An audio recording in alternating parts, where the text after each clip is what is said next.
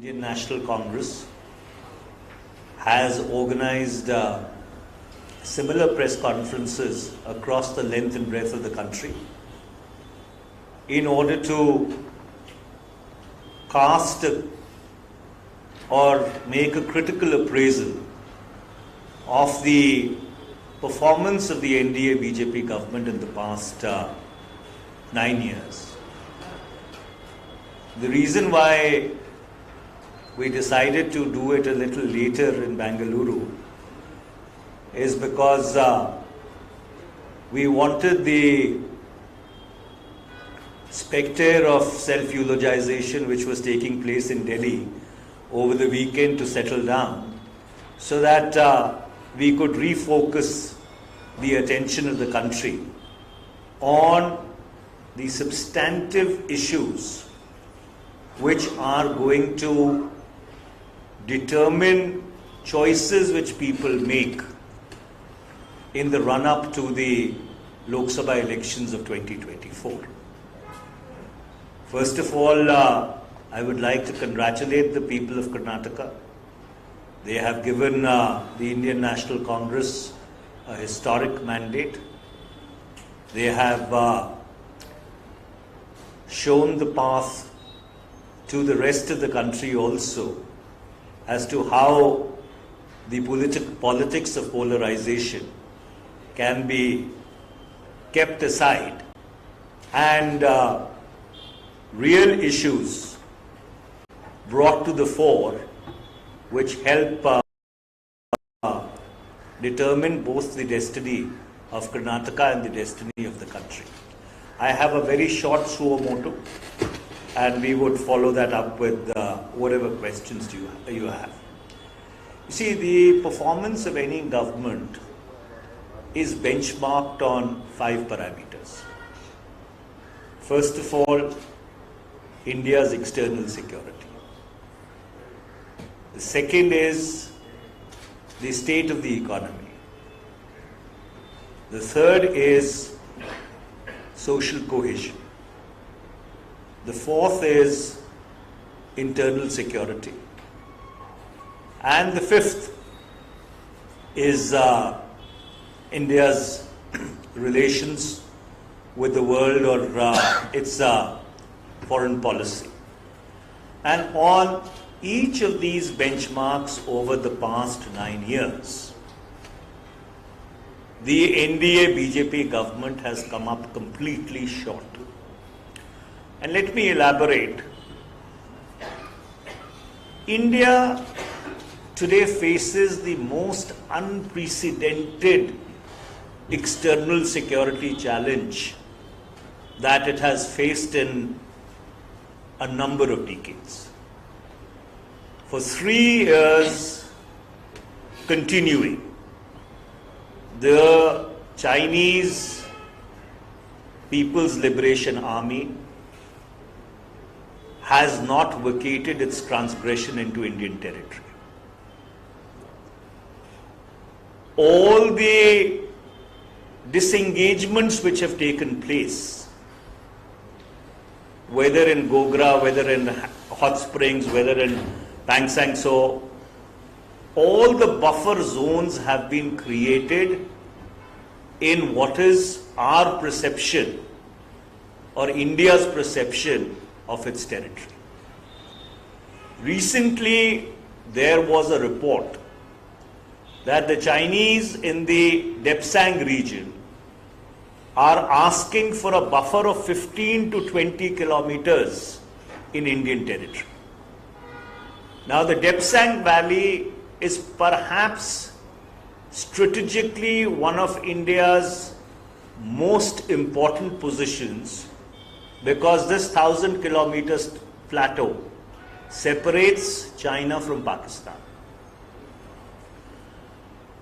Unfortunately, rather than being upfront with the country about the Chinese transgression, the NDA BJP government has not allowed a single discussion in Parliament since September 2020.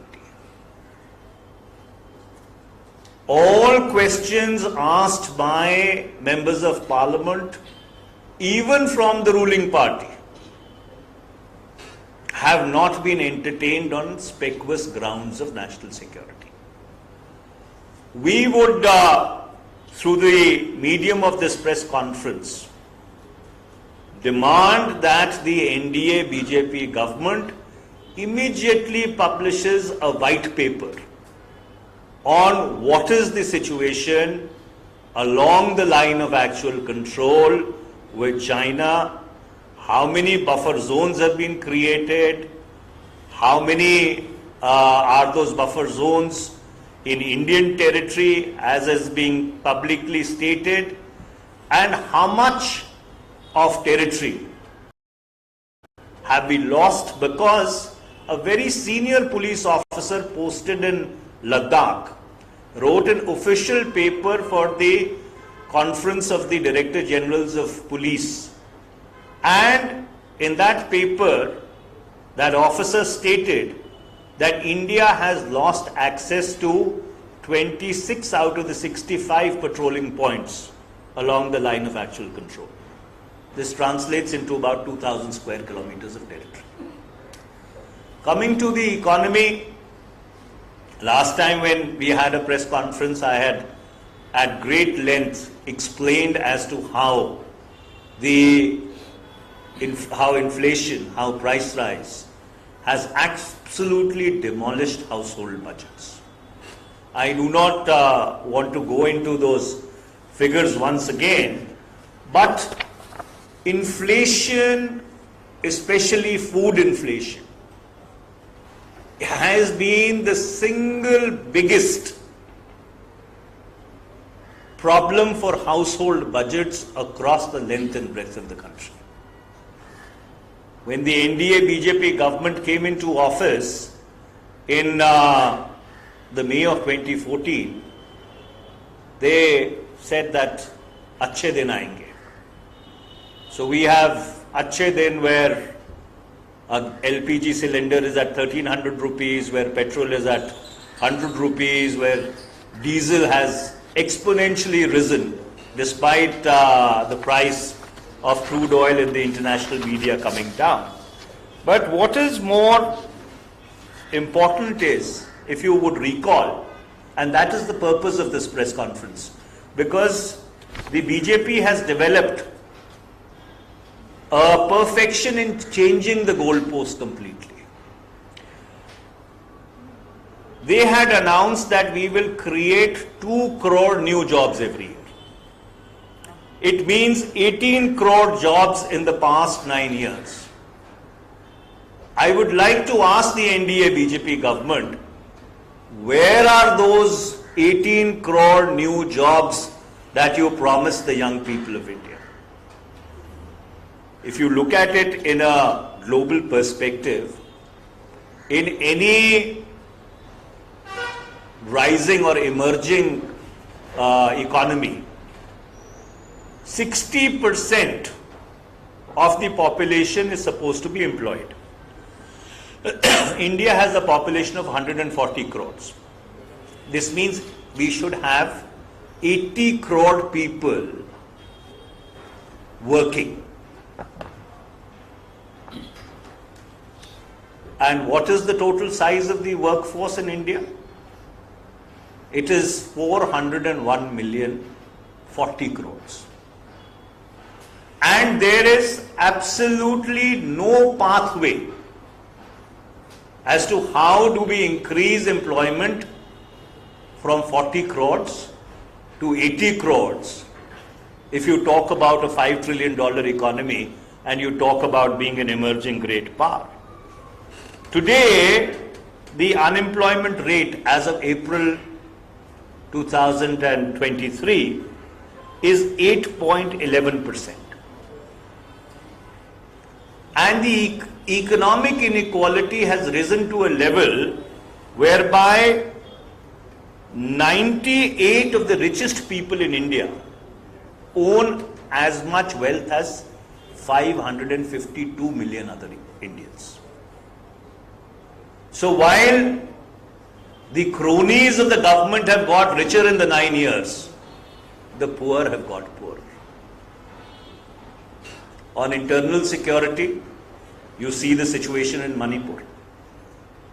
It is after so many days that the Home Minister has found it appropriate to even go and visit Manipur. There was an accord in Nagaland in 2015, in the August of 2015. 8 years have passed. Nobody knows what has happened to that Naga Accord. What were the terms of that accord? In Jammu Kashmir, for the first time in the history of this country, a state was reduced to a union territory. And there was a commitment which was given on the floor of Parliament that elections would be held at the earliest. The dismemberment of Jammu and Kashmir happened on the 6th of August, 5th and 6th of August 2019. We are in 2023. We would like to ask the government that if they think that they have taken such a wise decision, why are they scared, petrified of holding elections in Jammu and Kashmir? Why are they scared of getting their decision validated from the people of Jammu and Kashmir? I have two more small points and I will end on social cohesion. You see, the most interesting thing that you would have noticed from 2014 to 2023, that even in a state which the BJP rules, it has never fought an election on its performance. Across the country. And Karnataka is the latest example. You saw what happened in the past 1 month. So therefore, there is a concerted attempt to keep the communal temperature of the country on a slow burn, because it helps the politics of polarization of the NDA BJP, but this harms the country. And finally, on external relations, I was reading, Minister Jaishankar has written an article today eulogizing India's foreign policy in one of the newspapers. I would just like to ask him 3 questions. Why has not the needle moved a single millimeter in the past 9 years on India getting a permanent seat in the UN Security Council? Why has India not got the membership of the Nuclear Suppliers Group? Why is it that no SAARC summit has been held since 2015? What is the government doing to counter rising Chinese influence in India's neighborhood? So, and does India have a counter strategy to the growing Russian-Chinese convergence? The reason why I decided to give you an overview is because across the board, except for hype, hoopla, jumlebazi and tamasha, this government has nothing in terms of performance on its balance sheet. And therefore, Karnataka has chosen wisely, but through you, from this podium in Bengaluru, I would like to urge the people of India to choose very wisely in 2024, because your choice will determine whether India remains a democracy or it goes down a path which will not be in India's interest. The floor is all yours. Any questions, I am willing to answer them.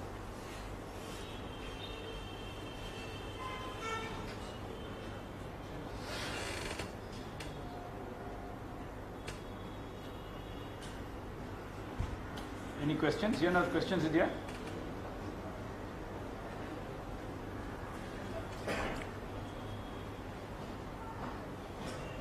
So wonderful. If there are no questions, yeah. A lot of queries now being raised on Congress guarantee. It's been more than 15 days now. And now we have people who are refusing to pay bills, women are refusing to buy baskets.